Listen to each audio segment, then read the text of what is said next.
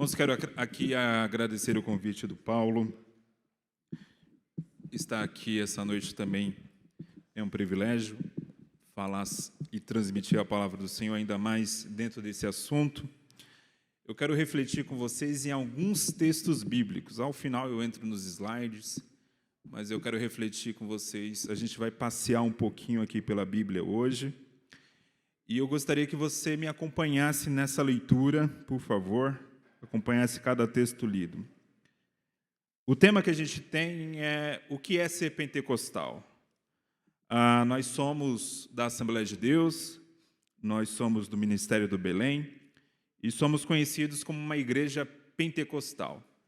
Mas o que é ser pentecostal? Às vezes você pode receber essa pergunta e alguém fazer essa pergunta para você. Por que você é pentecostal? E você, é claro, precisa saber responder. Afinal, você está numa igreja pentecostal, você precisa saber o conteúdo da sua fé. E aí, para isso, eu quero ler com vocês aqui em Atos, capítulo 2, o texto que já foi lido nessa noite. Mas eu quero me ater nessa primeira parte, aos primeiros 4 versículos. Atos, capítulo 2. Já cantamos algumas canções essa noite que falam do Espírito Santo. E se você prestou bem atenção à letra dessas canções, elas falam muito em fogo e falam muito em água, que são 2 símbolos na Bíblia do Espírito Santo. O Espírito Santo, muitas vezes na Bíblia, é simbolizado pelo fogo e é simbolizado pela água. Diz assim a palavra do Senhor. Cumprindo-se o dia de Pentecostes, estavam todos reunidos no mesmo lugar. E, de repente, veio do céu um som, como de um vento veemente e impetuoso, e encheu toda a casa em que estavam assentados. E foram vistas por eles línguas repartidas como que de fogo, as quais pousaram sobre cada um deles. E todos foram cheios do Espírito Santo e começaram a falar em outras línguas, conforme o Espírito Santo lhes concedia que falassem. Quando nós lemos esse texto, que é bastante conhecido, todos nós já ouvimos alguma mensagem, alguma pregação a respeito desse episódio, mas aqui é um marco na história da igreja, porque é a partir do momento que o Espírito Santo é derramado em Atos 2, que a igreja nasce. Atos 2 não é apenas uma marcação do derramamento do Espírito Santo, mas também é a marcação do nascimento da igreja. Porque a igreja ela só nasce por meio do impulso e por meio do poder do Espírito Santo. E aqui diz a Bíblia que havia um grupo de pessoas, um grupo de discípulos de Jesus que estavam reunidos ali para buscar ao Senhor em oração, porque Jesus havia dito que eles deveriam ficar em Jerusalém, até que do alto eles fossem revestidos de poder. Essa era a promessa de Jesus. Jesus falou, vocês precisam ficar em Jerusalém, vocês precisam ficar aqui até que o Espírito Santo seja derramado sobre vocês. Porque a partir do momento que o Espírito Santo for derramado sobre vocês, vocês vão ser as minhas testemunhas em Jerusalém, Judeia, Samaria, até os confins da terra. E diz o texto bíblico que eles ficaram ali, todos estavam reunidos no mesmo lugar. Um ponto bem importante que esse texto destaca é a questão da comunhão. Eles estavam juntos, eles estavam reunidos no mesmo lugar. Quando nós falamos de uma igreja pentecostal, quando nós falamos de uma igreja baseada no Pentecostes, estamos falando de uma comunidade. O Espírito Santo, ele quer encher a minha vida, ele quer encher a tua vida, mas ele quer encher a igreja como um corpo, ele quer encher a igreja como um grupo. Avivamento, enchimento do Espírito Santo, conforme a Bíblia, não é algo para ser desfrutado por uma pessoa só da congregação, ou por 2 ou por 3, mas sim por toda a congregação. A ideia bíblica sempre é que Deus trabalha com uma coletividade, Deus trabalha com um povo, Deus trabalha com um grupo. Deus, é claro, em alguns casos específicos, por meio da palavra, a gente vê que Deus trabalhou mais a vida de uma pessoa, mas sempre trabalhou a vida de uma pessoa para abençoar uma comunidade inteira. Então, o primeiro ponto que a Bíblia vai nos trazer aqui sobre o dia de Pentecostes é que essa igreja estava unida, estava junta, estava em oração ali, todo mundo em um só propósito. Então, a nossa ideia aqui, irmãos, nessa noite, é estarmos também em um só propósito. Estamos aqui para louvar o Senhor, para engrandecer o nome do Senhor, para exaltar o nome de Cristo e para celebrar o Senhor em adoração. Esse é o nosso propósito. Nós todos aqui deveríamos ou devemos estar nesse mesmo propósito. E aí a Bíblia vai dizer que eles estavam reunidos ali e de repente, veja isso, o derramamento do Espírito Santo não chega com hora marcada. O derramamento do Espírito Santo vem de repente. De repente. Isso aqui é uma lembrança para mim e para você, que muitas vezes nós esperamos que o Espírito Santo seja derramado sobre as nossas vidas em um momento de congresso, em um momento de festa, em um momento de uma grande celebração, talvez o congresso de jovens, talvez o aniversário da igreja, talvez uma conferência ou um congresso de ciclo de oração. Mas a Bíblia vai dizer aqui que o derramamento do Espírito Santo foi de repente. Quando fala que foi de repente, foi um momento que eles não esperavam. Foi um momento que eles não estavam na expectativa que aquilo ocorreria naquele exato momento. E a Bíblia diz, inclusive, que o Espírito Santo chegou naquele momento enquanto eles estavam na casa assentados. Eles não estavam nem de joelhos, eles não estavam nem em pé, com o olho fechado e as mãos levantadas. Não, eles estavam ali em oração assentados, quando de repente o Espírito Santo veio. Isso aqui é uma lição para mim e para você, você que está buscando o batismo no Espírito Santo, busque o batismo no Espírito Santo como se fosse receber hoje. Porque você pode receber hoje, você pode receber numa segunda de manhã, você pode receber num culto de oração de quinta-feira à noite, você pode receber esse enchimento do Espírito Santo a qualquer momento. Não fique guardando essa expectativa para um grande evento, porque o Espírito Santo não depende de grandes eventos para encher o seu povo. O Espírito Santo não depende disso. O Espírito Santo, ele, primeiro que não depende de nada, mas o que ele precisa é de um coração que deseje, que anseie ser cheio do Espírito. Um coração que queira ser usado pelo Espírito Santo para que seja um instrumento em suas mãos e seja alguém que venha a transformar vidas por meio desse enchimento do Espírito, que seja um canal de transformação na igreja. Alguém que deseje.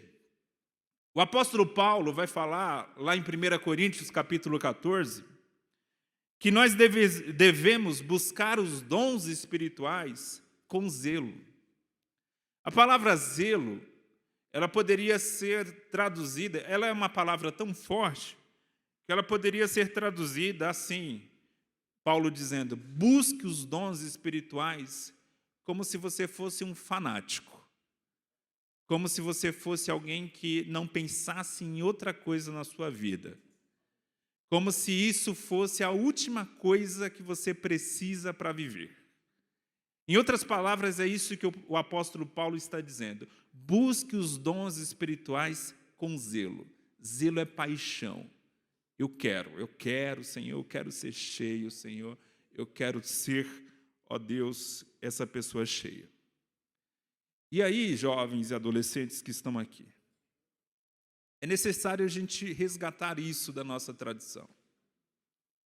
Hoje, cada vez menos, nós temos batismos no Espírito Santo. E não é porque o Espírito Santo mudou. O Espírito Santo continua entre nós. Mas talvez a paixão e o desejo por ser batizado tenha mudado. Talvez essa paixão e esse desejo ele está sendo, de alguma forma, dividido com outras paixões e com outros desejos. Eu lembro que quando eu era pré-adolescente, eu estava buscando o batismo no Espírito Santo, eu me reuni com outros pré-adolescentes da minha idade. Na época a gente tinha 11, 12, o grupo era 11, 12, 13 anos. E a gente montou um grupo de oração que íamos às 6 horas da manhã para a igreja para orarmos e buscarmos o batismo no Espírito Santo. Era um grupo de adolescentes e de pré-adolescentes com paixão e desejo de receber essa manifestação. E todos ali receberam. Todos ali tiveram essa experiência. Quantas pessoas, elas até desejam assim, de vez em quando vem esse desejo, de vez em quando vem essa lembrança. Vem um culto como esse, vem um momento de um congresso, aí vem a lembrança. Assim, olha, que interessante, eu quero isso também. Mas não é assim, você precisa desejar ardentemente. Porque aqui, quando Jesus falou, olha, vocês têm que ficar em Jerusalém até o dia que vocês vão ser revestidos de poder, Jesus fala isso e Jesus sobe para o céu. Jesus vai embora. E aí o pessoal fica ali, em oração. A Bíblia diz que Jesus, uma vez ressurreto, ele apareceu para 500 discípulos. 500 pessoas viram Jesus ressurreto. Nós não sabemos quantas pessoas iniciaram essa oração em Jerusalém esperando o derramamento do Espírito. Mas sabemos quantas pessoas ficaram até o fim. Atos vai dizer que aquele grupo era composto de 120 pessoas.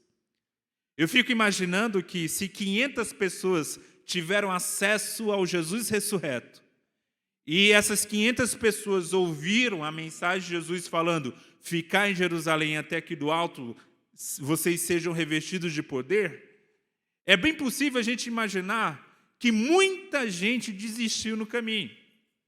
Muita gente viu Jesus subindo aos céus, aí passou o primeiro dia, passou o segundo, passou o terceiro e nada acontecia, e nada acontece. Aí passa o quinto, o sexto, o sétimo dia e nada acontece, e muita gente vai deixando essa esperança para lá. Eu vou fazer o que eu preciso fazer da minha vida, eu preciso trabalhar, eu preciso cuidar da minha família, eu preciso fazer alguma coisa. Eu preciso voltar à minha cidade, eu preciso voltar à minha atividade. E aqueles 120 ficam ali. No 10º dia, o derramamento do Espírito Santo acontece. 10 dias depois que Jesus sobe aos céus. E 50 dias depois que Jesus havia morrido e ressuscitado, ali no domingo de Páscoa. E veja que por isso que esse evento ocorre justamente na festa do Pentecostes, porque a festa do Pentecostes era uma festa judaica de celebração pela colheita, e era uma festa que acontecia 50 dias depois da Páscoa. Então, Jesus morre na véspera da Páscoa, Jesus ressuscita na Páscoa, no domingo de Páscoa, Jesus fica ali por 40 dias com aqueles discípulos, ensinando, pastoreando, e Jesus sobe aos céus ao completar 40 dias. Depois, 10 dias depois, é que vem o derramamento do Espírito Santo. Então, só quem esperou os 50 dias completos é que pôde experimentar essa poderosa manifestação espiritual. E a Bíblia vai dizer, é por isso que nós somos chamados de pentecostais, porque o derramamento do Espírito Santo aconteceu na festa judaica do Pentecostes. Palavra essa que vem lá do grego penta, quem lembra aqui de futebol, pentacampeão, né? Penta é 5, aqui o penta é de 50, e aí são 50 dias depois da Páscoa. E aí a Bíblia vai dizer que de repente veio do céu um som. Primeiro, eles ouviram um som. Aquele grupo estava ali orando e, de repente, aquele som, ele encheu a casa. E diz a Bíblia que aquele som era veemente e impetuoso. Olha a expressão. Um som veemente e impetuoso. Era um som que lembrava, não era um som de um vento. A Bíblia não diz que é um som de um vento. A Bíblia diz que é um som que lembrava o som de um vento. Era como o som de um vento veemente e impetuoso. E isso aqui é interessante, porque embora não fosse um vento, embora naquele momento eles não estivessem expostos a um vento, eles ouviram um som que parecia ser um som de uma grande tempestade. Isso aqui é curioso porque, quando nós vamos no texto grego e vamos para a palavra vento é a palavra pneuma. E essa palavra é uma palavra muito rica no grego e também no hebraico. A palavra ruar no hebraico tem o mesmo sentido. E essa palavra pneuma, ela indica vento, ela indica respiração e ela também é a mesma palavra usada para espírito.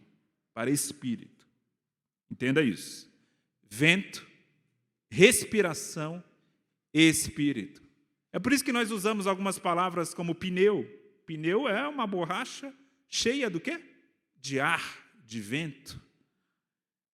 Nós temos pneumonia. Não, ninguém queira ter, né? Mas tem uma doença humana que é a pneumonia, que vem da ideia do pulmão comprometido, da respiração. Então, tudo isso está ligado. E aqui, quando nós vemos essa palavra, é como se, de alguma forma, de uma maneira muito simbólica, o texto estivesse dizendo o seguinte: o Espírito Santo é esse vento. É esse vento que enche a casa.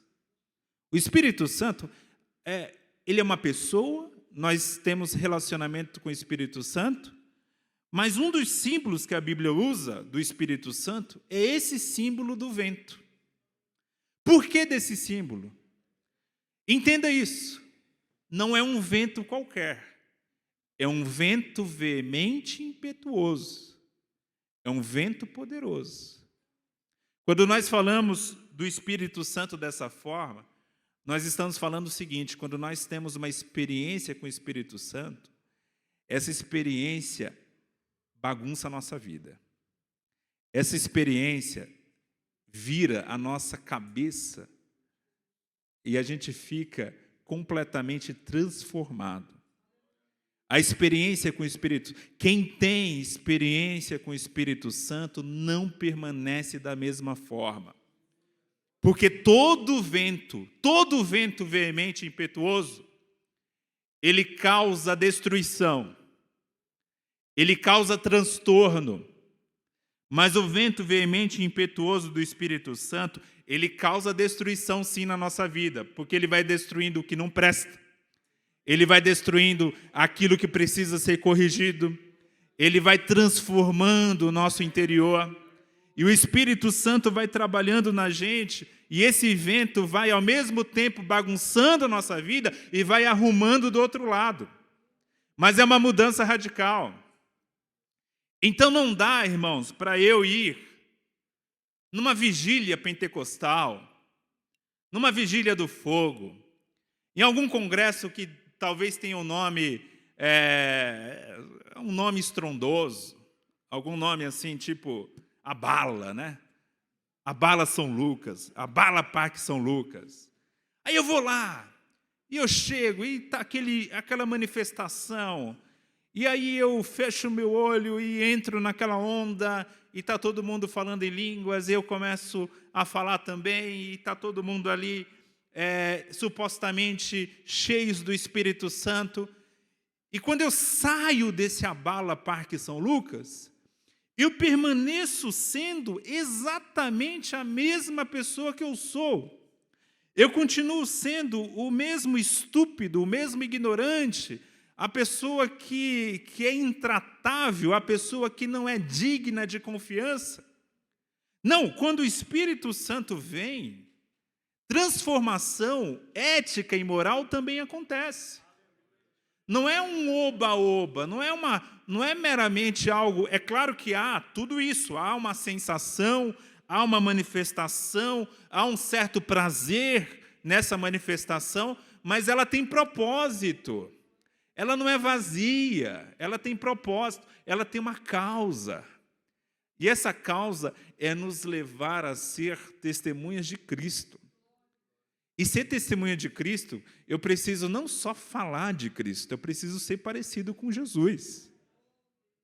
Porque se eu sou testemunha de Cristo e não pareço nada com Jesus, a pessoa que vai me ouvir vai dizer, ok, Cristo eu conheço, Paulo eu conheço, os apóstolos eu conheço, e você? Você quem é? Mais ou menos como aconteceu certa vez em Atos. Você precisa ser testemunha de Jesus e ser naturalmente parecido com Jesus. Então, experiências que vêm, uma verdadeira experiência pentecostal, ela vai trazer essa transformação. E veja que o texto diz que aquele som, que lembrava o som de um vento, enche toda a casa, enche todo o ambiente. Outra coisa, isso aqui lembra a linguagem da consagração do templo de Salomão. Salomão, quando vai consagrar o templo ao Senhor, o primeiro templo que Israel tem ali na cidade de Jerusalém, esse templo é construído com toda a riqueza possível da época. E aí ele celebra ali em oração e diz o texto bíblico que a glória do Senhor desce sobre aquele templo e enche aquele templo. Eu fico imaginando uma coisa que é muito linda também da gente pensar, o seguinte, que a própria Bíblia diz que nós somos templos do Espírito Santo. Então esse enchimento, que lembra o enchimento do templo, é um enchimento que tem a ver também com o enchimento da minha e da sua vida, porque o Espírito Santo nos enche como um templo. Nós somos essa habitação do Espírito Santo. É maravilhoso a gente pensar que eu e você, nós, pecadores, pessoas falhas, pessoas que precisam sempre de melhora, mas ao mesmo tempo nós somos templo, nós somos morada de Deus. Isso é um privilégio, isso é uma alegria que nós devemos celebrar em nossas vidas. E diz o texto, e foram vistas por eles línguas repartidas, como que de fogo. Primeiro eles ouviram um som, agora eles estão tendo uma visão coletiva. E nessa visão eles olham algo que parece uma língua de fogo, uma chama de fogo. E essa chama, diz o texto, ela vem como única e ela se reparte. E ela vai se repartindo e vai descendo sobre os 120 que estão ali.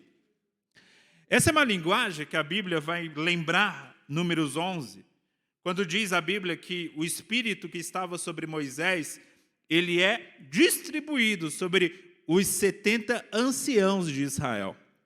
Da mesma forma, irmãos, mostra o seguinte, essa unidade que vem do Espírito Santo, ele vem como um único enchimento, que depois é repartido de maneira igual àquelas pessoas que estão ali reunidas.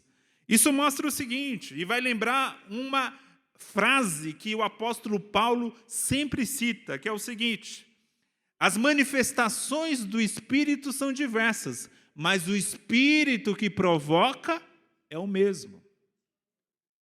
Você, eu, somos pessoas que podemos ser usados pelo Espírito Santo de uma maneira muito diferente. Talvez o Espírito Santo esteja usando você em profecia, talvez o Espírito Santo use você na interpretação das línguas, talvez o Espírito Santo use você no dom da administração, mas fato é que é o mesmo Espírito que opera tudo em todos. É o mesmo Espírito que nos leva a agir em prol do crescimento do reino de Deus. Então, isso aqui é uma lição também para a gente, que ninguém aqui tem motivos para se orgulhar de qualquer manifestação que o Espírito Santo venha dar a você. Se você for usado em profecia, se você for usado em línguas e interpretação de línguas, vai ser algo interessante, edificante, ao mesmo tempo vai chamar atenção, porque são dons que envolvem um elemento sobrenatural e tem um elemento espetacular. Mas nunca deixe que a sua mente pense, ou que o diabo coloque na sua cabeça, que você se tornou uma pessoa mais especial por ter esse dom. Dom, a palavra dom, que é a palavra carisma, ela vem de uma outra palavrinha no grego, que vem da palavra caris. A palavra dom, carisma, vem de caris. E a palavra caris é graça. Graça. Todo dom que eu recebo do Senhor, eu recebo não porque Deus está me olhando, fazendo um checklist e vendo, não, ele foi um bom menino no ano passado. Agora ele vai receber uma estrelinha. Não. Dom não se recebe dessa forma. A gente recebe um dom do Senhor por meio da graça dele. Por meio da graça. Por isso que tem muito crente velho. Velho aqui não no sentido de idade física, mas velho espiritualmente. Que muitas vezes não recebe nada da parte do Senhor, porque ele fica se comparando. Ele fica olhando a vida do novo convertido. Ah, fulano acabou de se converter. Até o mês passado eu estava dançando funk ali na quebrada. Agora está aqui cheio do Espírito Santo, falando em línguas, profetizando. Eu estou aqui há 10, 15, 20 anos e isso não acontece. É o crente velho espiritualmente. Porque ele acha que o dom que Deus dá é merecimento. Ele acha que é uma espécie de prêmio. Mas não é prêmio, irmãos, é graça, graça do Senhor. Por isso não tem motivo para se orgulhar, mas só para agradecer ao Senhor. Senhor, muito obrigado pelo privilégio de ser um vaso usado em tuas mãos. Porque é um privilégio. É um privilégio que vem da parte do Senhor. E aí diz o texto que foi repartido.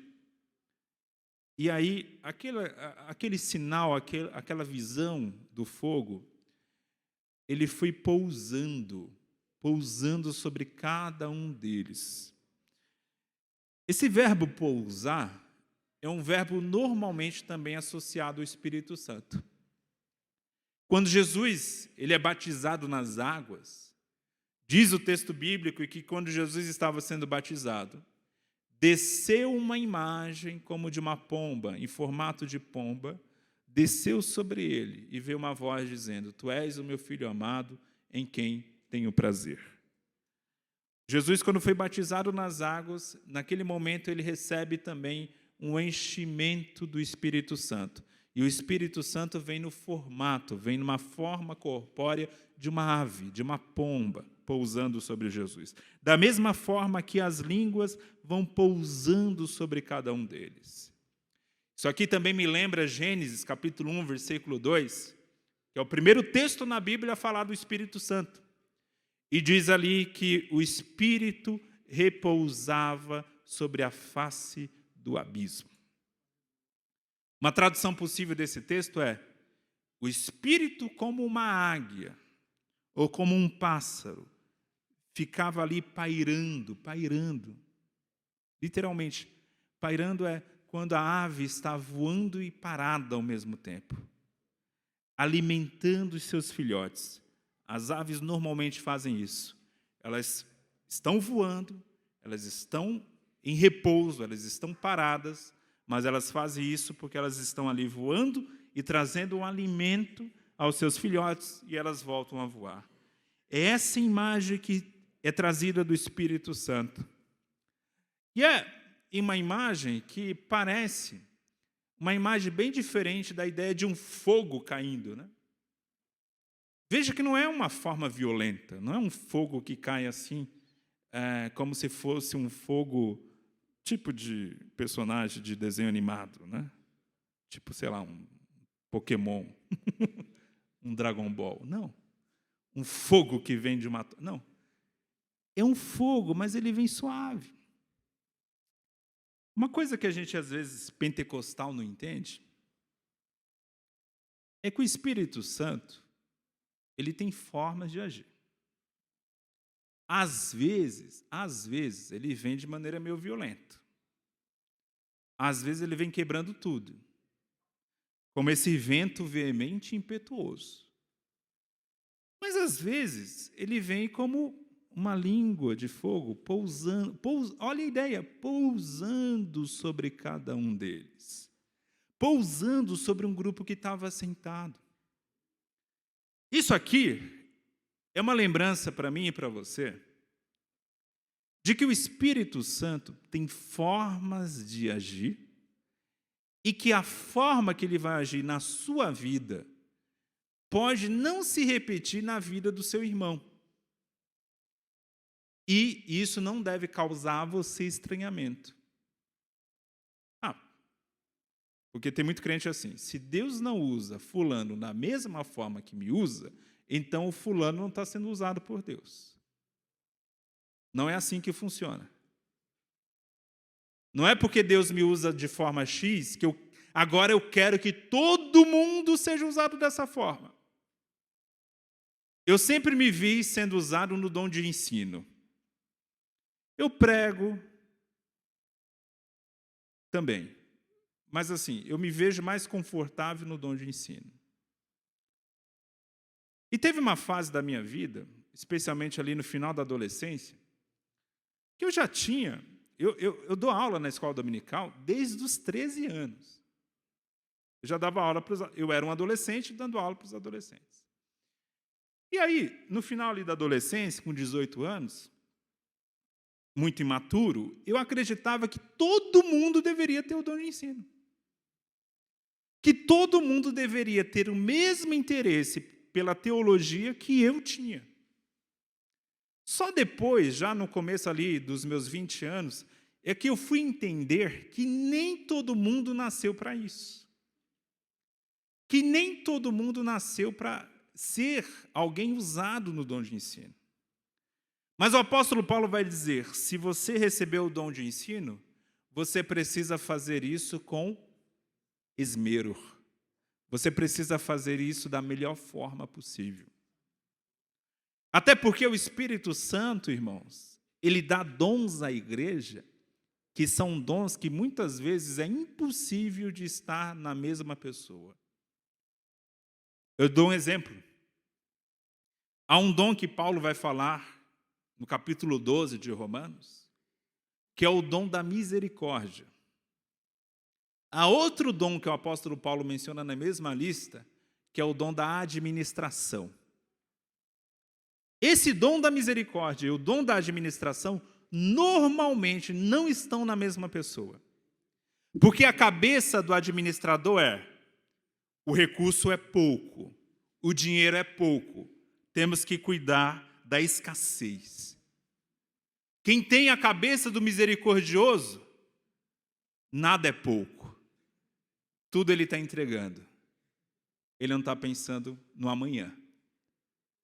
E aí chega um morador de rua na igreja e está ali sentado numa reunião, o misericordioso e o administrador. E um morador de rua chega, eu quero uma cesta básica. O misericordioso, pega, está aqui. O administrador, pelo amor de Deus, você nem investigou direito o cara para ver se ele precisa mesmo. A igreja não tem dinheiro sobrando, não. Essa tensão que impõe na igreja e que ajuda o crescimento e o equilíbrio da igreja é o Espírito Santo, irmãos. O Espírito Santo levanta um mestre na igreja e levanta um profeta. Normalmente também são dois caras que não se batem. Normalmente. Profeta não gosta de mestre, mestre não gosta de profeta. Porque o profeta que é o pregador, aquele cara assim que chega arrebentando tudo. Profeta, ele fala sem pensar, ele é um cara meio violento nas palavras, ele é meio João Batista, assim, raça de víboras. É um homem violento em palavras. Não pensa muito. Não gosta muito, normalmente não gosta muito de estudar também. É mais movido à inspiração. O negócio dele é que um cara inspirado. E aí, o mestre, ele pensa muito, ele calcula o que ele vai falar. Ele estuda o que ele vai falar. Ele pensa o que ele vai falar. E aí ele vê o profeta pregando, e ele só, misericórdia. O que isso tem a ver com o texto? O cara está viajando. E aí o profeta vai ouvir o mestre falando, ele, misericórdia, cadê a unção desse homem? É assim, irmãos. Mas a Bíblia diz que Deus levanta profetas e mestres. É Deus que levanta. Porque a igreja precisa dos dois. Dos dois.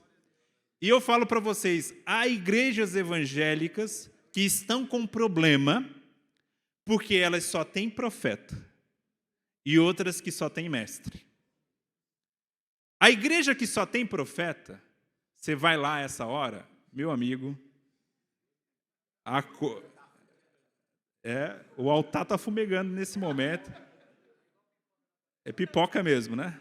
Aquela coisa que deixa o menino rodar, né? E é menino rodando, é homem rodando, é unção do avião, é unção da lagartixa, é unção de muita coisa. E aí, essa igreja, eu te falo, se ela continuar assim, ela vai cair logo, logo em besteira, em heresia. Tem uma igreja aqui em São Paulo, que é a igreja da Avó Rosa. A Avó Rosa era profetiza, melhor dizendo. A Avó Rosa, todo o culto dela era profecia para lá e para cá. Não tinha mestre na igreja da Avó Rosa. A Avó Rosa, conta a lenda, não sei se é lenda ou história, mas a Avó Rosa era uma mulher muito rigorosa em uso e costumes. Ela ficava na porta da igreja medindo o tamanho da saia das irmãs, porque ali era um ambiente de santidade. Só saia longa entrava. E aí a Avó Rosa, muito profetiza, morreu. E aí aquele pessoal, os seguidores da Avó Rosa, começaram a ouvir mensagens da Avó Rosa depois que ela morreu. Uma igreja evangélica virou espírita, porque a Avó Rosa continuou falando depois de morta. Olha que coisa. Mas tem igreja que só tem mestre. Essa igreja também está com problema. Porque uma igreja que só tem mestre é uma igreja até bem educada, bem orientada, pessoal educado, calmo, né? Pessoal assim, até mais elegante, né? Na forma de falar, estuda literatura, mas não cresce. Não cresce. Ela vai só diminuindo, porque os velhinhos vão morrendo, não entra mais ninguém, e aos poucos ela morre. Pode acreditar, tem igreja, eu conheci uma igreja aqui em São Paulo, que o pastor me falou isso. Essa igreja aqui está morrendo, porque ela não recebe ninguém, ela não cresce, ela não tem um ímpeto de evangelização. É uma igreja muito bem educada, porém é uma igreja que os velhinhos estão morrendo e essa igreja um dia vai acabar. Então veja que nós precisamos dos dois, irmãos. Veja que há dons que o apóstolo Paulo vai dizer, você tem um apóstolo e você tem o evangelista. Apóstolo aí não tem nada a ver com aqueles caras do chapéu que está na TV. Apóstolo ali é plantador de igreja. É o cara que planta a igreja. É o cara que vai num lugar que não tem igreja, não tem crente, e ele estabelece ali um trabalho do Senhor. O evangelista, ele faz um papel parecido, mas também tem diferença. Ele também é um evangelizador. Só que o evangelista, ele está ganhando almas para Jesus, inclusive em lugares onde já há igrejas plantadas. Então, Deus pode estar levantando nesta igreja aqui um apóstolo. Um apóstolo é você que vai plantar uma igreja em um bairro, ou numa cidade, ou numa aldeia em que não há igrejas. Ou Deus pode estar levantando aqui um evangelista, que é alguém que vai trazer pessoas a Jesus, mesmo em lugares já evangelizados. Veja, Deus tem trabalho para todo mundo. E aí a Bíblia vai nos mostrar que essa igreja aqui, nesse momento, todos foram cheios do Espírito Santo. E o que acontece aqui, no momento que eles são cheios do Espírito Santo? Eles começam a falar em outras línguas, conforme o Espírito Santo lhes concedia que falassem. É o Espírito Santo que concedia que eles falassem. Não era algo que vinha da cabeça deles ou que alguém havia ensinado. E aqui, guarde esse texto. Agora abra a sua Bíblia, volte um pouquinho. Em Lucas, capítulo 1.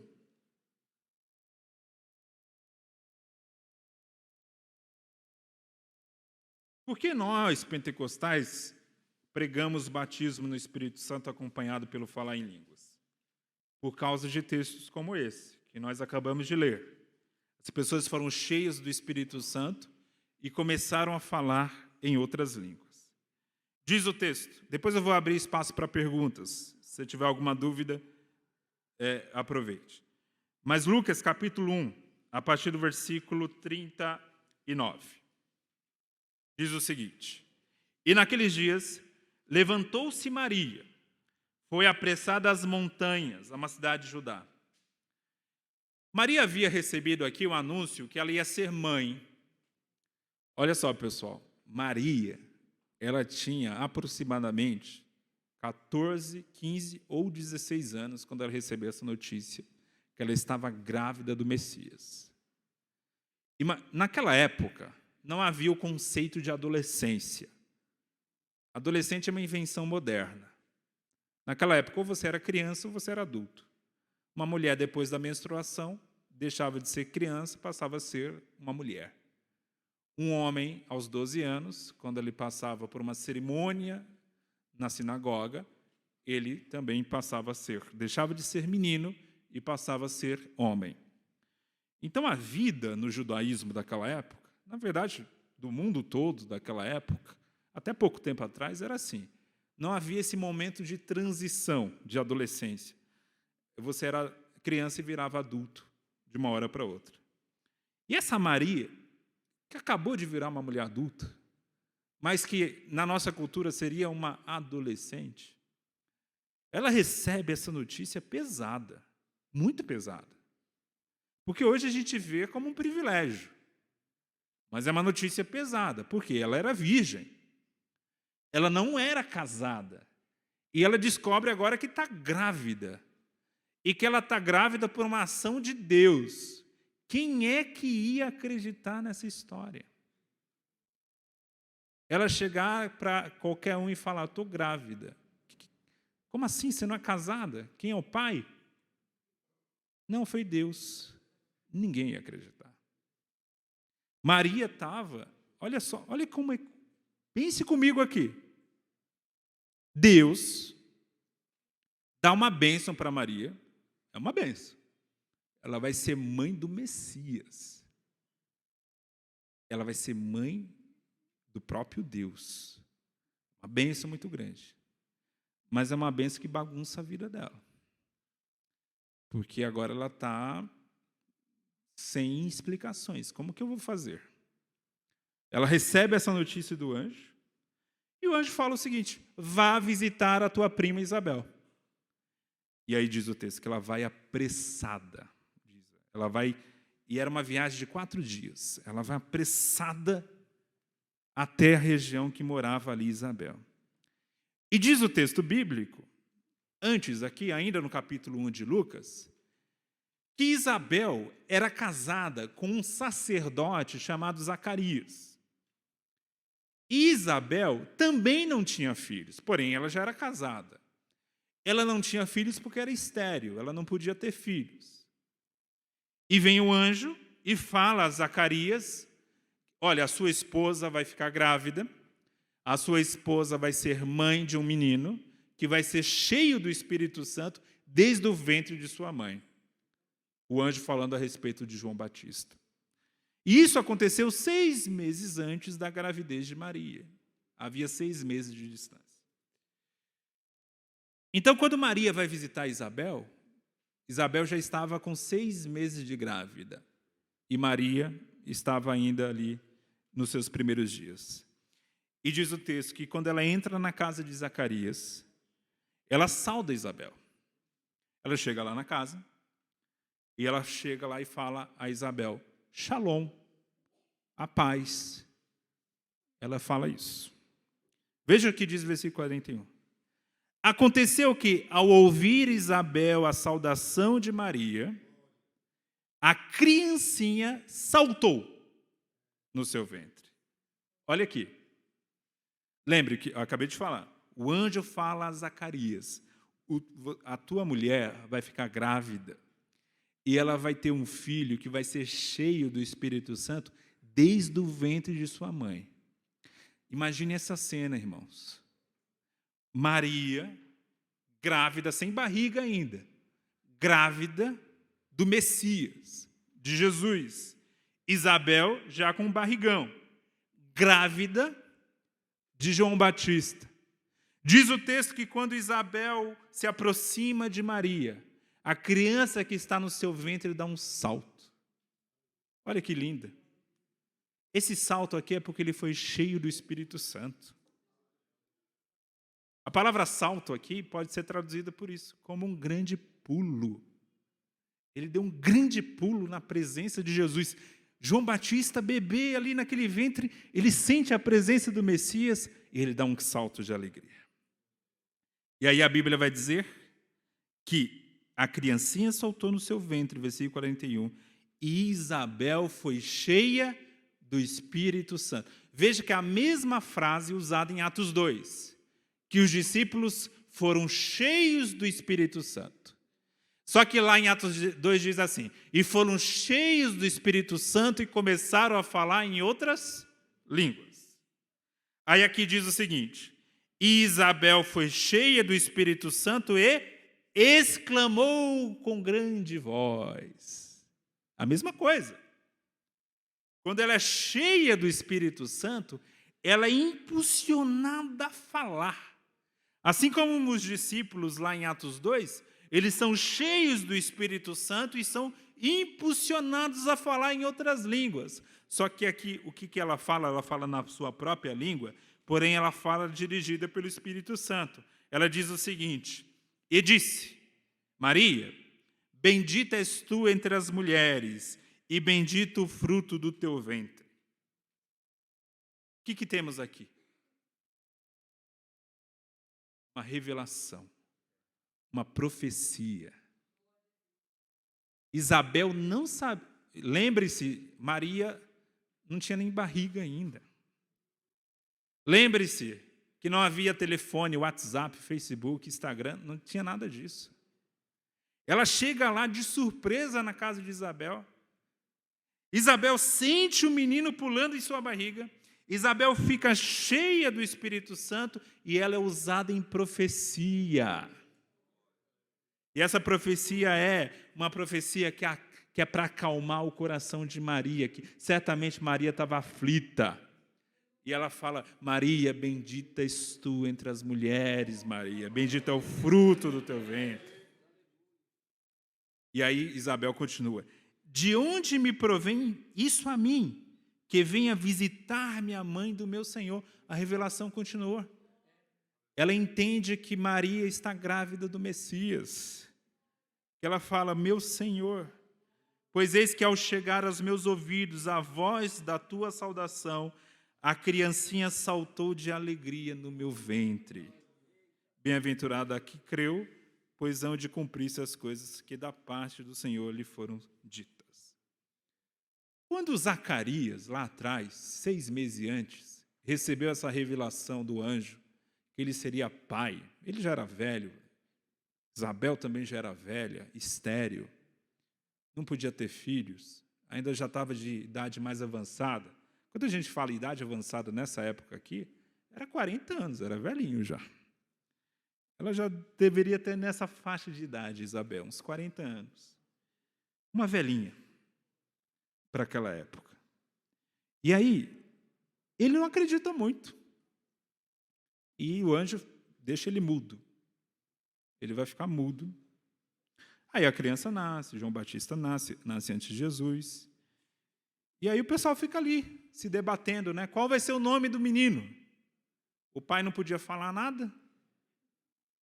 Estava mudo. Qual vai ser o nome dessa criança? E Isabel vai ser João. Aí o pessoal, não, mas não tem ninguém na sua família com esse nome João. Aí eles pegam ali uma tábua e pedem para Zacarias escrever na tábua. Qual o nome do menino? O pai aqui é o último a falar. Qual o nome do menino? Mudou hoje, né? Seria o contrário. Aí ele escreve João. E ele volta a falar. Depois que ele escreve, ele volta a falar. E as pessoas ficam maravilhadas. Aí diz o capítulo 1 ainda, versículo 67.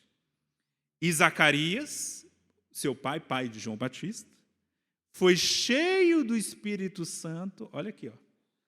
E o quê? Profetizou. Mais uma vez, ó, a voz usada. Aí a gente chega no capítulo 2 de Lucas. Jesus nasce, Maria já está casada com José, o anjo já tinha se revelado a José para não abandonar Maria.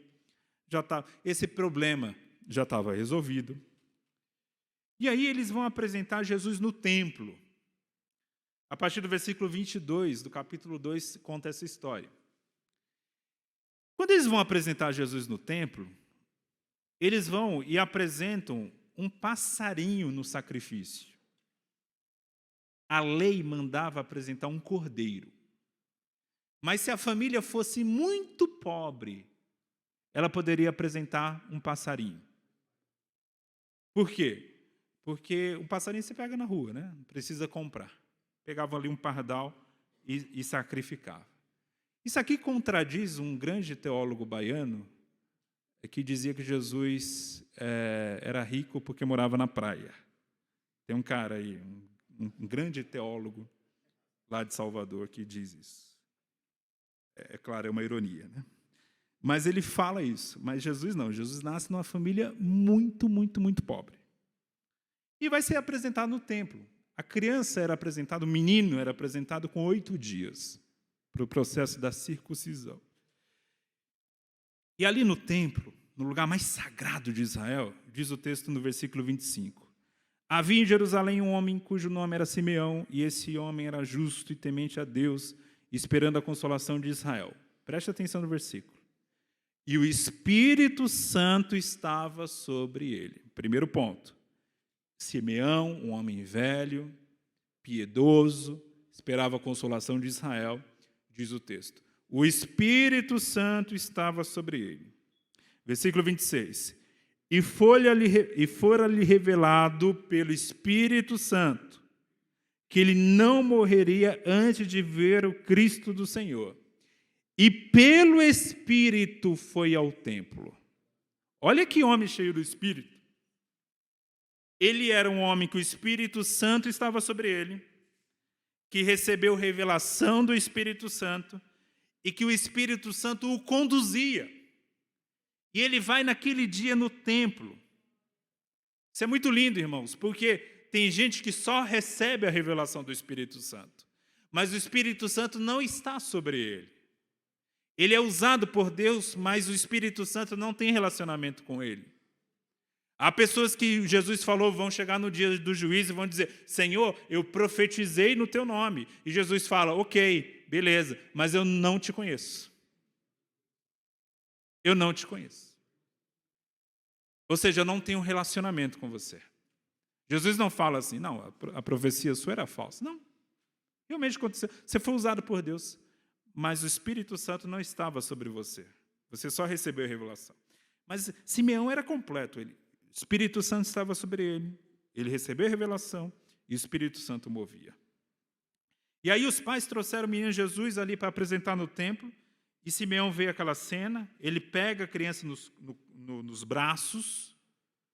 Ele pega aquela criança e ele começa a louvar a Deus dizendo, Senhor, pode o despedir em paz o teu servo segundo a tua palavra, pois já os meus olhos viram a tua salvação.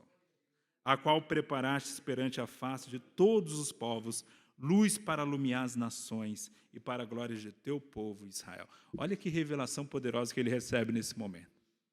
Ele recebe a revelação que esse não é um Messias apenas para Israel, ele é luz para todos os povos. Que revelação tremenda. E aí, José e Maria, versículo 33, diz que eles ficaram maravilhados com essa palavra. E Simeão abençoa. Mas Simeão ele continua sendo usado em profecia. Versículo 34, ele vira só para Maria, não para José, só para Maria. E ele fala o seguinte: Maria, esse menino aqui é posto para a queda e elevação de muitos em Israel.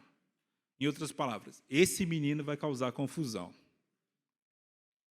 E para sinal que é contraditado, ou seja, ele é um sinal trocado. Ele vai trazer muita coisa trocada. E foi exatamente o que aconteceu. Quem é que seguia Jesus? Os mais religiosos de Israel? Não. Era publicano, era prostituta, era o povo assim da quebrada. Era o povo que ninguém queria papo. Era esse povo aí que seguia Jesus.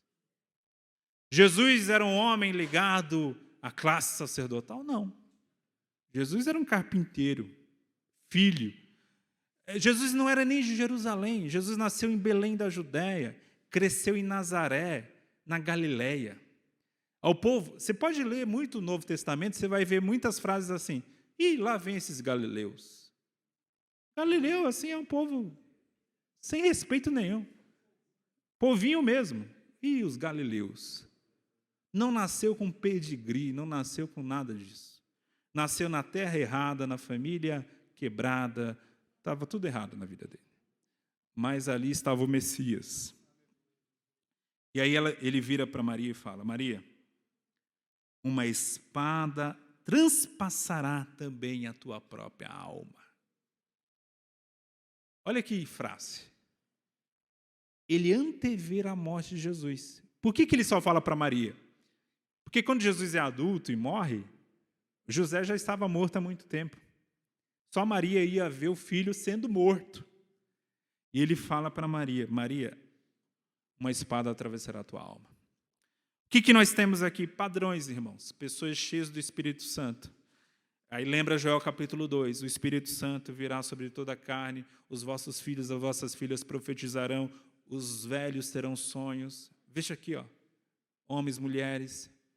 Aqui nós temos um menino, João Batista, sendo usado já, um velho, Zacarias, uma senhora idosa, no caso Isabel, um outro senhor idoso, Simeão. Nós temos também Maria, que era jovem, e nós temos depois Ana, a profetisa, que também era outra idosa. Gente de todo tipo. Nós temos Zacarias, que era sacerdote, como temos essas outras pessoas que não estão ligadas ao sacerdócio. Então, todo tipo de pessoa recebe o Espírito Santo aqui. Então, por isso que nós estabelecemos na doutrina pentecostal esse padrão.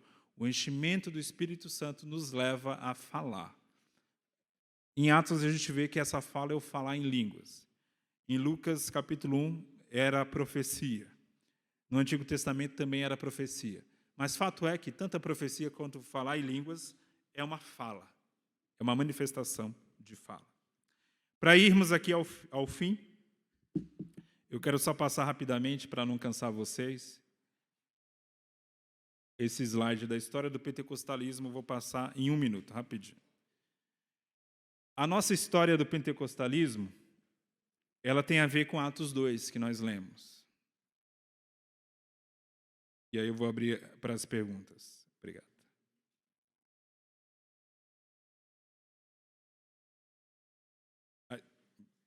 Obrigado. O pentecostalismo, ele claramente nasce em Atos 2, digamos assim, né?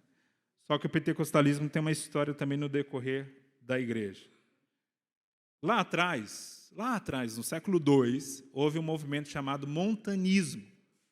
Por que esse nome? Porque havia um homem chamado Montano, que era um profeta, Só que ele era só profeta, não tinha mestre naquele grupo, aí gerou uma confusão, foram condenados como hereges, não durou muito tempo. Porém, era um movimento que tinha muita língua e profecia naquele movimento no século II. Então, quando um pessoal aí que é cessacionista, que nega os dons espirituais para hoje, diz que não havia línguas depois do primeiro século, não é verdade. Lá no século XVI, tem um outro movimento que é o pietismo. Vocês já ouviram falar da Reforma Protestante? A Reforma Protestante acontece no século XVI, né, no começo do século XVI na Europa. E aí depois, lá no finalzinho do século XVI, melhor, no começo do século XVII, vem o pietismo. O pietismo foi um movimento de renovação da Reforma Protestante. Nós temos muitas características do pietismo na Assembleia de Deus. Só um exemplo para vocês. A questão, por exemplo, da paz do Senhor. Vocês já pararam para pensar por que só a gente dá a paz do Senhor e o pessoal da congregação dá a paz de Deus? A Batista não tem isso, presbiteriana, metodista, ninguém tem isso, só a gente. Já pararam para pensar? Isso é um costume dos pietistas da Escandinávia, lá do século XIX, que eles davam a paz do Senhor aos irmãos, e a gente herda esse costume até hoje. Vem o metodismo, século XVIII. O metodismo foi uma renovação da Igreja da Inglaterra, também foi uma renovação importante. Estou passando aqui que realmente não vai dar tempo. O movimento da santidade. Século XIX, Deus usou vários homens para falar de batismo no Espírito Santo, embora ainda não fosse um pentecostalismo. Quero chegar aqui. Século XX. O pentecostalismo que a gente conhece hoje é fruto desse movimento aqui. Esse homem que vocês veem na tela é o Charles Fox Parham. Ele era um professor de Bíblia que montou uma escola na cidade de Topeka, no Kansas, e ele reuniu, olha que interessante, ele reuniu um grupo de 40 alunos. Esses 40 alunos começaram a estudar Atos 2, e eles queriam saber o seguinte: o batismo no Espírito Santo acontece como? Eles concluíram, a partir da leitura de Atos 2, que o batismo no Espírito Santo tem como sinal falar em línguas. E aí, olha que interessante, eles estudaram a Bíblia, chegaram a essa conclusão e passaram a buscar em oração essa experiência. E aí eles começaram a buscar essa em oração em dezembro do ano 1900. Aí no dia 1º de janeiro de 1901, uma aluna recebeu o batismo no Espírito Santo e começou a falar em línguas. Irmãos, olha isso. 1º de janeiro de 1901. Que dia é esse? Que dia é esse? Esse dia é o primeiro dia do século XX. Primeiro dia do século XX. Que ficou conhecido como o século do Espírito Santo. Porque foi a partir dali que o movimento pentecostal começou a se espalhar pelo mundo todo. E aí, ele monta essa escola lá em Topeka, no Kansas. Aí o Charles Fox Parham, ele começa a viajar aos Estados Unidos ensinando isso, um batismo no Espírito Santo, que é uma experiência de poder para se tornar testemunha de Cristo. E o sinal disso é o falar em línguas. Aí ele começou a ensinar isso pelos Estados Unidos. Em 1905, ele chega no estado do Texas e começa a ensinar. E um dos alunos dele é esse homem aqui, William Joseph Seymour. O Seymour era negro, caolho, não tinha a visão de um olho, ele era filho de escravos, e na época, nos Estados Unidos, havia uma lei segregacionista. Negros e brancos não poderiam estar no mesmo ambiente, na mesma escola, na mesma igreja, nada, tudo era separado. O William Seymour, ele queria muito aprender sobre isso. Ele ouvia as aulas do Charles Fox Parham da porta ou da janela, porque ele não poderia entrar naquela escola. Olha que coisa maluca. Numa escola de Bíblia, ele não poderia entrar porque ele era negro. Aí ele ouviu, acreditou, começou a buscar essa experiência. Não recebeu, mas começou a buscar. Ele foi convidado para mudar de cidade. Ele saiu do Texas e foi para o estado da Califórnia, para a cidade de Los Angeles. Lá em Los Angeles, ele passou a cuidar de uma igreja. E ele continuou buscando o batismo no Espírito Santo. Isso já era 1906. Quando foi abril de 1906, irmãos, aquela igreja explodiu. Várias pessoas começaram a receber o batismo no Espírito Santo, inclusive o Seymour. Sabe o mais curioso? Aquela igreja, como ele era negro, nasceu com negros. Só que o movimento começou a se expandir de uma forma que ele já tinha vários brancos também ali naquela reunião. O que na época era um escândalo. Que absurdo, negros e brancos se misturando. Ao ponto que esse jornal de Los Angeles, que existe até hoje, o Los Angeles Times, só vou ler esse trecho aqui para vocês, porque é muito interessante. Olha o que o jornal escreveu, relatando a Rua Azusa. Uma vergonhosa mistura de raças. Eles clamavam e faziam grande barulho o dia inteiro e noite adentro. Essas pessoas parecem loucas, com problemas mentais ou enfeitiçadas. Elas têm um caolho, analfabeto e negro, como o seu pregador que fica de joelhos a maior parte do tempo com sua cabeça escondida entre os engradados de leite feitos de madeira.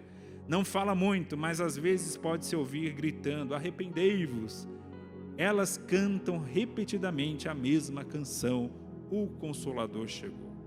Esse aqui era um trecho de uma reportagem, em 1906. E aí, irmãos, a partir da Rua Azusa, é que o pentecostalismo se expande para o mundo todo e chega aqui no Brasil alguns anos depois. Chega no Brasil aqui por meio primeiro da Congregação Cristã do Brasil e depois por meio dos missionários suecos.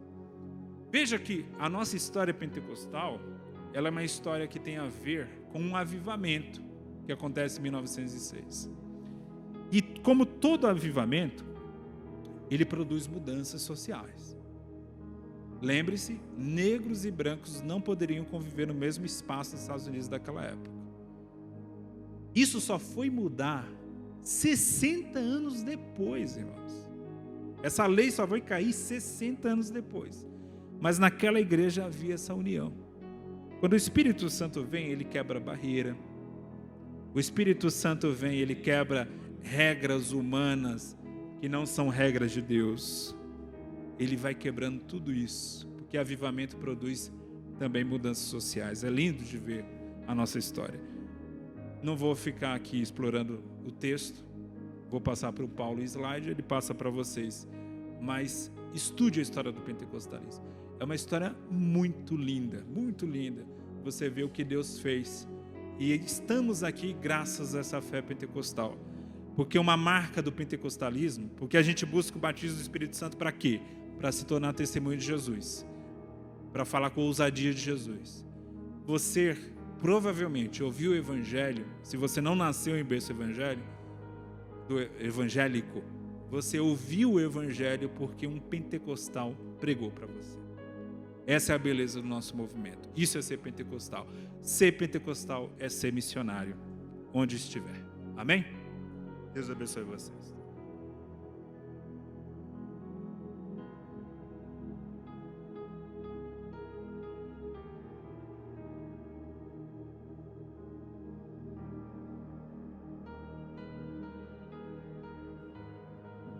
Alguém tem alguma pergunta sobre essa o Daniel já tem uma ali sobre essa palestra nessa noite? Pode ficar de pé e fazer.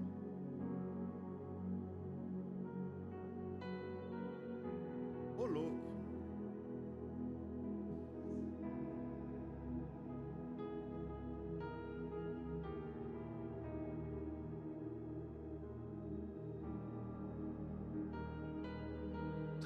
Boa pergunta.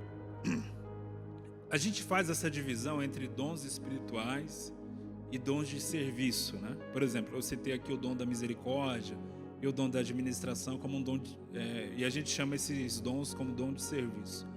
A Bíblia não faz essa divisão. Paulo é muito claro ao dizer que tudo vem do Espírito. Então é muito curioso isso, porque o Espírito Santo, ele pode te dar uma vocação e você já nasce com ela. Você já nasce com características que ajudam você a exercer esse dom, como o dom de ensino, por exemplo.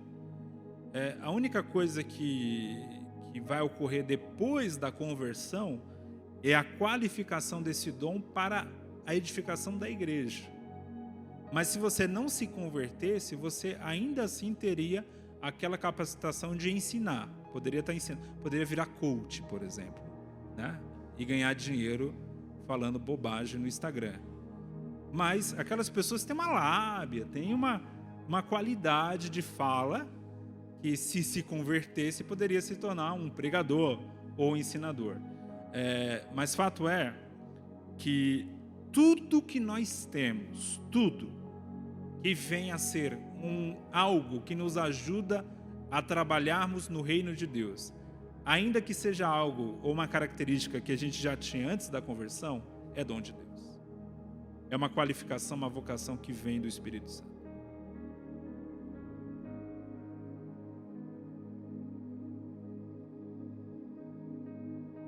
Isso.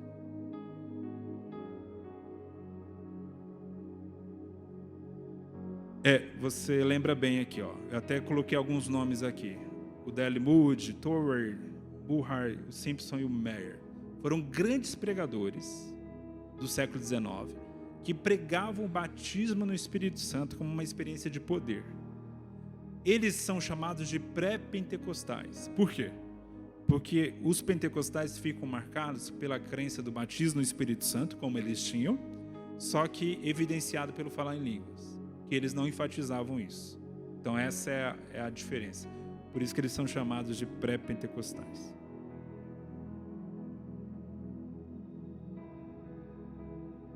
Como evidência. Essa é a principal característica do pentecostalismo clássico.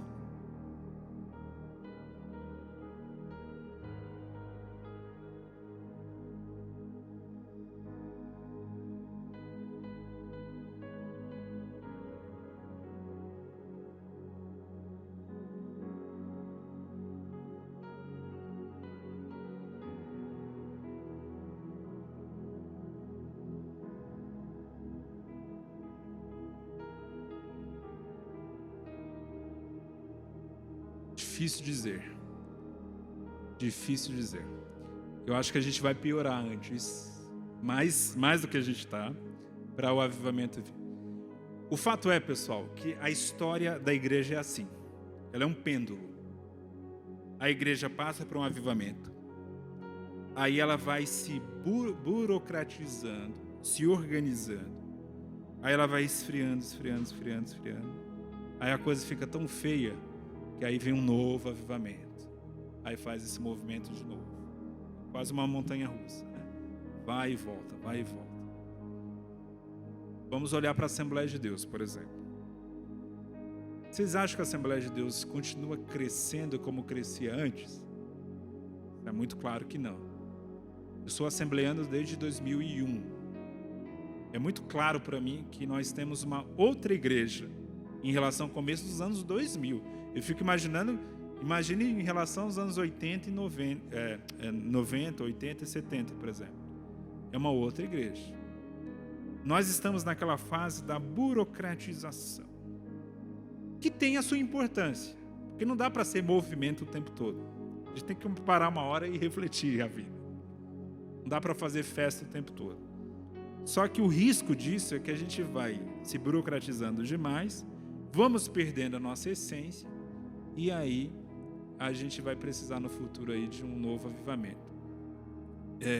Nenhuma igreja consegue sobreviver por muito tempo se ela não agrega pessoas, e se essas pessoas que são agregadas, se não tem também um grupo grande de pessoas jovens. Porque a nossa igreja, ela está alcançando cada vez menos pessoas e ainda menos jovens. Então isso é muito sério, muito sério. Então é algo que a gente precisa. Eu acho que um trabalho como esse é para a gente sair daqui pensando a respeito disso. Senhor, eu quero ser um instrumento seu, quero ser usado. Também, irmãos, não é voltar ao passado. Porque agora, na internet, tá gravando aí? Mas vou citar, não tem problema. Tem uma página lá, por exemplo, Assembleanos de Valor. Quem já viu essa página no Instagram? Né? Então, é uma página que vive do saudosismo, né? Que antigamente. Irmãos, também não é esse caminho que a gente deve seguir. Não é saudosismo. A gente tem que pegar o que era bom de antigamente, manter o que era bom de antigamente, porque também antigamente tinha coisa ruim. Por exemplo, a nossa igreja, por muito tempo, desprezou o conhecimento bíblico e teológico. Isso era muito ruim. Crentes que liam a Bíblia, mas não entendiam. Eu ouvi uma vez de uma irmã que já tinha 30 anos de crente, que ela falou: eu nunca entendi João 3,8. Porque nunca ninguém me explicou. Isso é muito sério. Então, assim, é isso que eu penso. A gente está no momento que o avivamento não está próximo, mas também a gente não está decadente ainda. Então, é um momento que ou a gente freia, volta um pouquinho a pensar o que a gente tinha de qualidade que foi se perdendo, para não virar uma igreja decadente.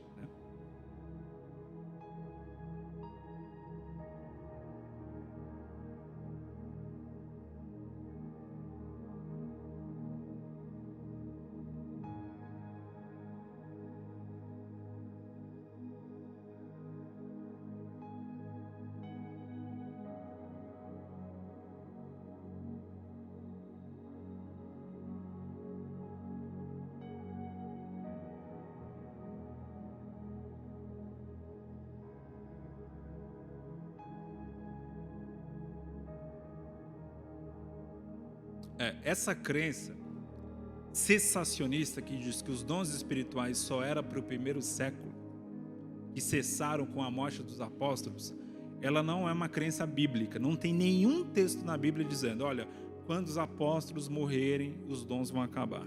Não tem nenhum dom falando isso. Mas 1 Coríntios 13 diz que as línguas cessarão. Ali está dizendo que as línguas, sim, um dia vão cessar, a profecia vai cessar, mas é na volta de Cristo.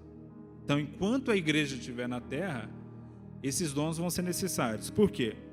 O argumento do cessacionista é o seguinte: os dons espirituais cessaram com a morte dos apóstolos porque os dons serviam para testificar a mensagem apostólica.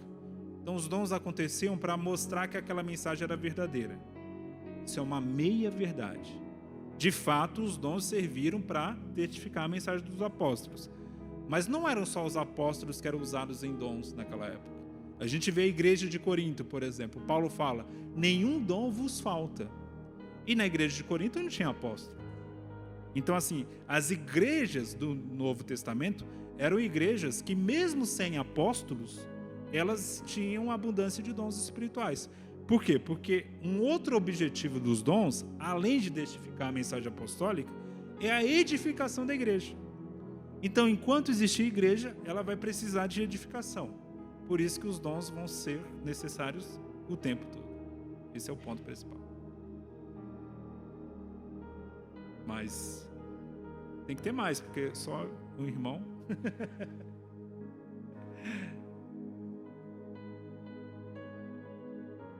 Mais alguma pergunta, pessoal? Está entre nós o professor Samuel Silva, junto com a sua esposa. Samuca, gostaria de tecer uma pergunta?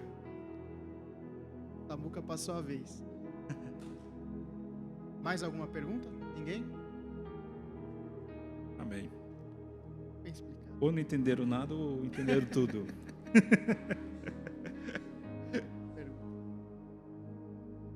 Quando não tem pergunta é isso, pessoal. Ou entenderam tudo ou não entenderam nada.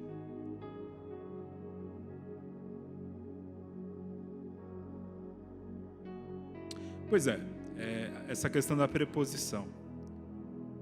No grego, se eu for traduzir a expressão grega, eu posso traduzir como batismo no ou com. Não tem diferença para a tradução nenhuma. Né?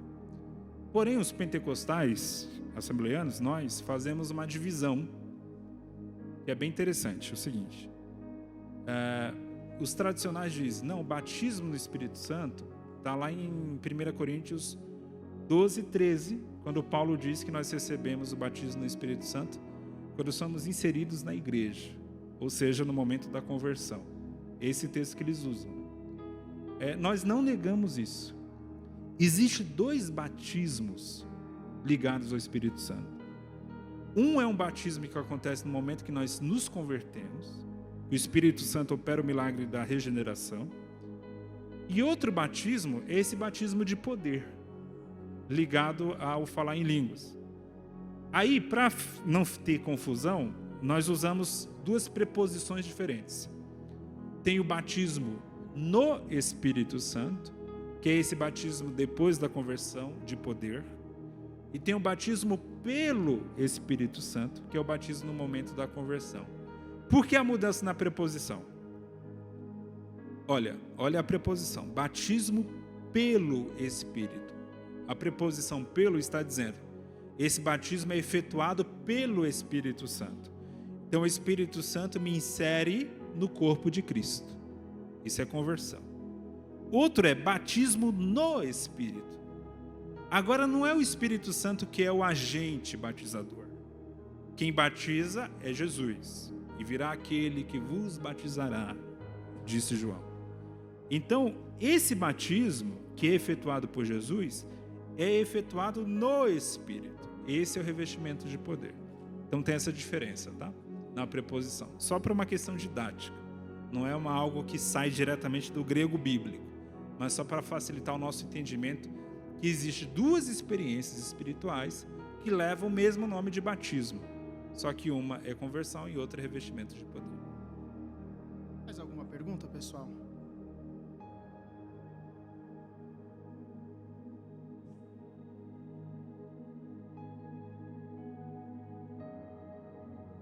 Isso.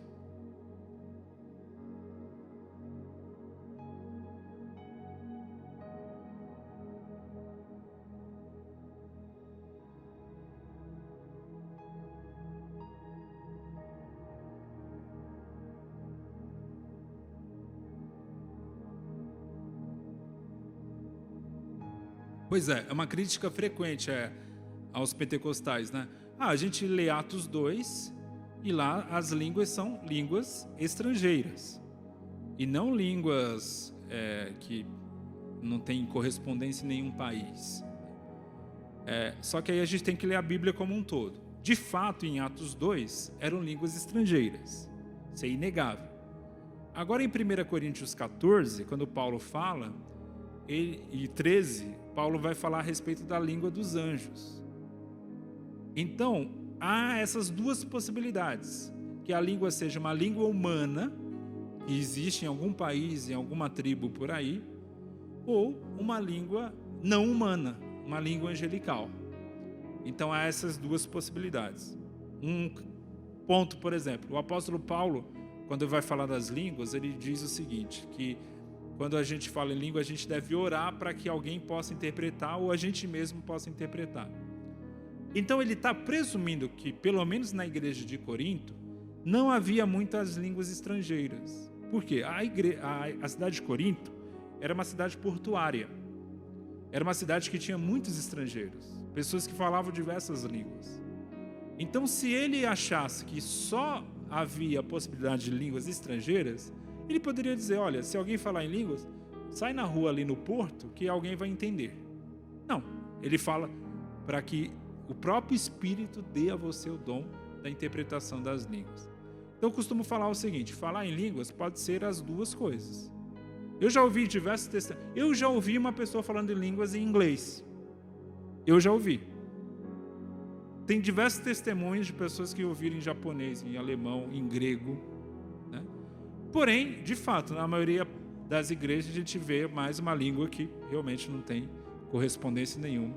Muito provavelmente seja uma língua angelical. Mais alguma pergunta, pessoal, para a gente encerrar? Qual a importância, professor Gutierrez, do jovem hoje buscar este revestimento de poder, buscar o batismo com o Espírito Santo? Eu costumo falar o seguinte, ninguém que passa pela experiência real, porque tem muita experiência irreal e falsificada, né? Gente que acha que foi batizada e não foi, tem muita coisa assim também. Mas quem passa por uma experiência real do batismo do Espírito Santo, essa pessoa se torna mais produtiva. Esse é o ponto. Eu não conheço uma pessoa que realmente foi batizado no Espírito Santo, que fique no banco parado, sem fazer nada. Ela vai querer evangelizar, ela vai querer colaborar na obra. E colaborar na obra, pessoal, não é microfone, não é ser pregador e cantor, não.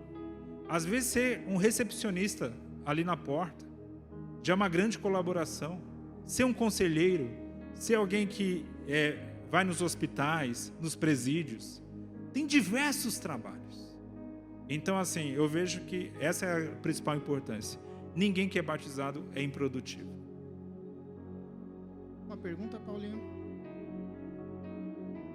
Amém. Muito obrigado pela sua Deus participação. abençoe. Pode anunciar aí seu material, fique à vontade. Como o Paulo falou, eu tenho alguns livros publicados, 2 pela CPAD, nossa casa publicadora, mas estão esgotados. Parece que agora voltou a vender um no site. Eu trouxe o que eu publiquei pela Thomas Nelson Brasil, que também é uma outra grande editora, sobre interpretação bíblica à luz do pentecostalismo. Então, se você quiser, ali no final eu tenho esse exemplar aqui. É só fazer uma troca, tá? Uma troca. Você faz um Pix e você recebe o livro. É uma troca. Você não vai pagar, não. Você vai fazer uma troca. Autografado. Tem cantor aí que cobra R$10.000 por um autógrafo, tá? Eu não cobro nada. Olha a humildade do servo do Senhor, né? Mas você vai ganhar de graça. E depois vender um livro autografado no Mercado Livre, você ganha R$5 a mais. É um investimento. Deus abençoe.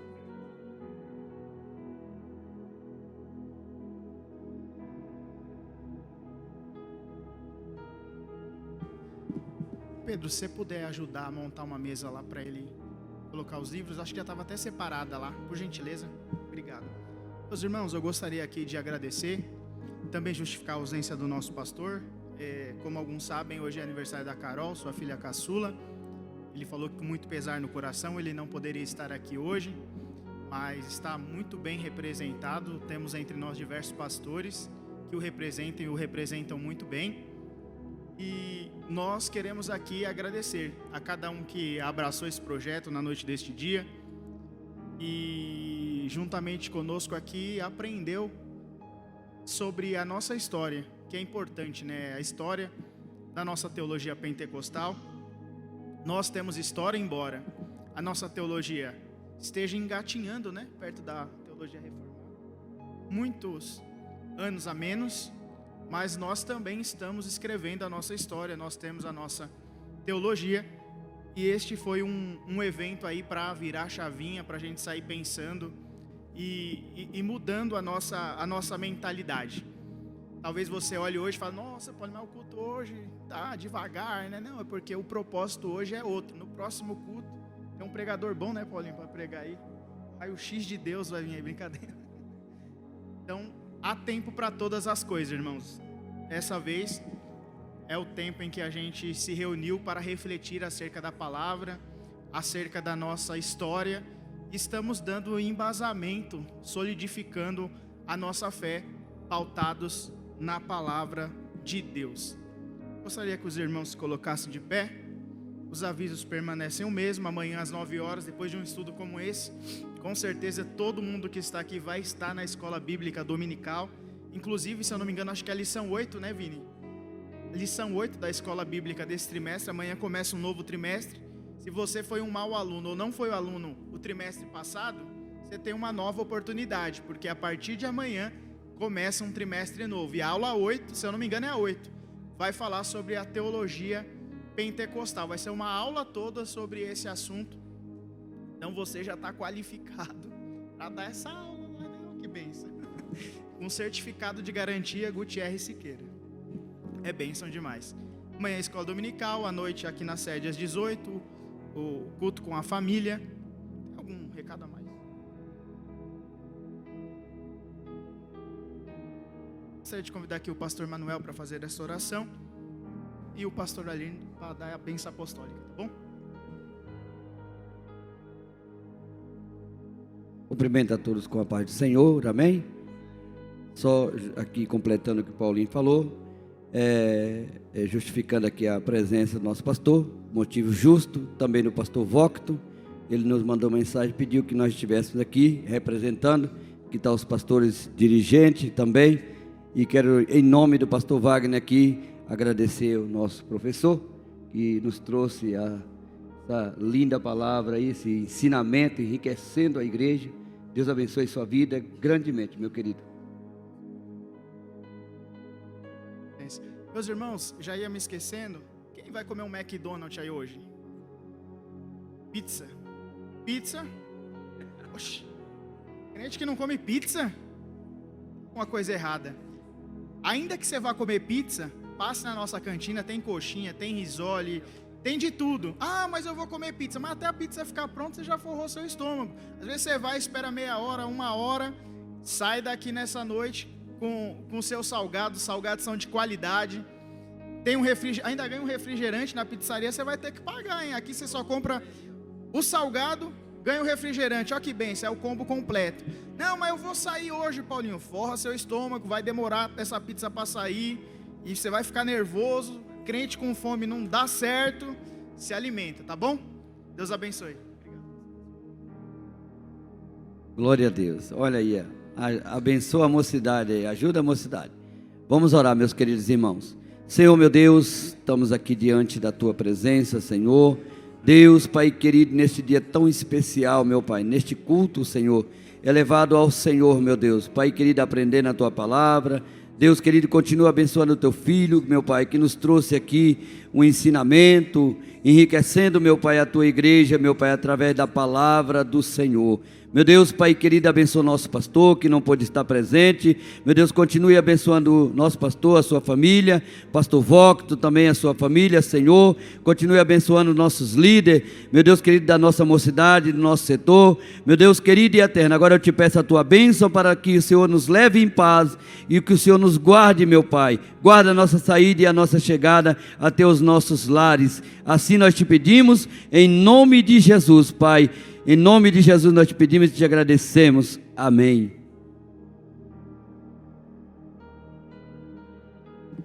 Meus amados, aceitem a paz do Senhor.